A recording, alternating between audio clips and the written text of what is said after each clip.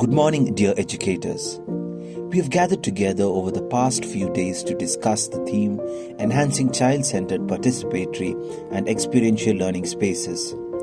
Through every presentation, intervention and input, our desire to see the young who enter our institutions thrive has become our driving source. Our reflections began with the recognition of how unresolved emotional pain has become the greatest contagion of today, and hence training our educators, staff and students in emotional hygiene is the need of the hour. Proposals to this end included mindfulness training, making social emotional learning a part of our curriculum, initiating school mentoring programs and workshops, and a recognition of the kind of environment that exists in our institutions. In the subsequent session on Salesian Cognitive Behavioral Approach, a truly practical approach of organizing a structured group mentoring program for students is the need of the hour. Our self-knowledge and awareness, which leads us to reflection and change, is an imperative.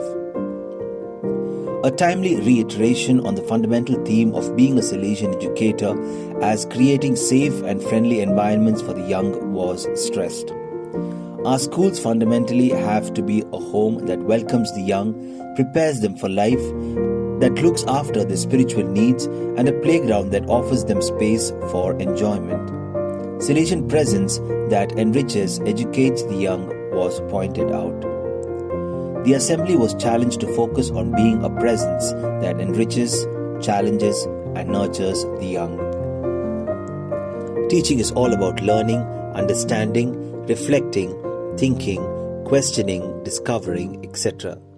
The educator has to realize that he or she must train their students for the future, prepare them innovatively, creatively, and critically to think outside the box to find solutions for their problems. If you teach today's child the same how you taught yesterday, we rob them of their tomorrows. A powerful thought to lead us into a focus on innovation for the young in our institutions.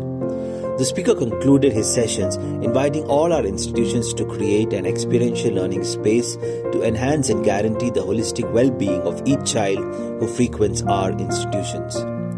The importance of making learning experiential was further stressed.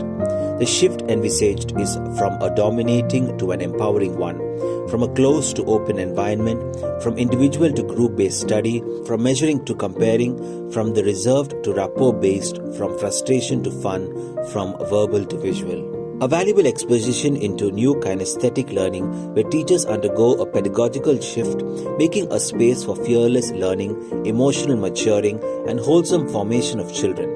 Witnessing to our relationship with Christ ought to be at the core of our purpose of education and should be expressed in an appropriate manner. Offering a social experience to the young in building up a family environment, especially through various groups and movements, was stressed. Vocational guidance with and for the young ought to be at the core of our ministry. Who am I and for whom am I are pertinent questions to be asked. It involves the three-stage proclamation, proposal and discernment, proclaiming that life is a vocation, proposing to the young an invitation to discover God's will about one's life, and finally accompanying them in this process of discernment. Furthermore, educational institutions, being spaces where the spiritual aspirations of the young are satisfied, ought to be ingrained in our setups. While dwelling on the theme of vocational training, it was noted that vocational training ought to be integrated into our present-day system, ensuring international equivalence, progression pathways, recognition of higher learning, multiple level entry and exit, and an outcome-based approach. Digitalization in education, a core theme of the event, was looked at from multiple perspectives. Digitalization was stressed as the need of the hour. Digital skills were highlighted as indispensable. The necessity of learning with the aim of a holistic schooling with active and constructive screen time and a choice-based and bite-sized learning was stressed. Innovations in the field of enterprise resource planning and developments in fintech for schools were also presented. Music and its effectiveness in the cognitive process was highlighted as a valuable tool in human development for the children. Futuristic technologies were also presented as necessary curriculum that ought to be introduced to create mindful problem solvers, law-abiding and holistic citizens of tomorrow. Gamification in learning, robotics, VR in education, and other such innovations were laid out to highlight various verticals that education of today has to address. In conclusion, we have seen how we can, in our institutions, enhance and create child-centered, participatory, and experiential learning spaces. May our institutions and our approach towards development and animation in our apostolate be enriched and guided by these 3 days of our conference. Thank you.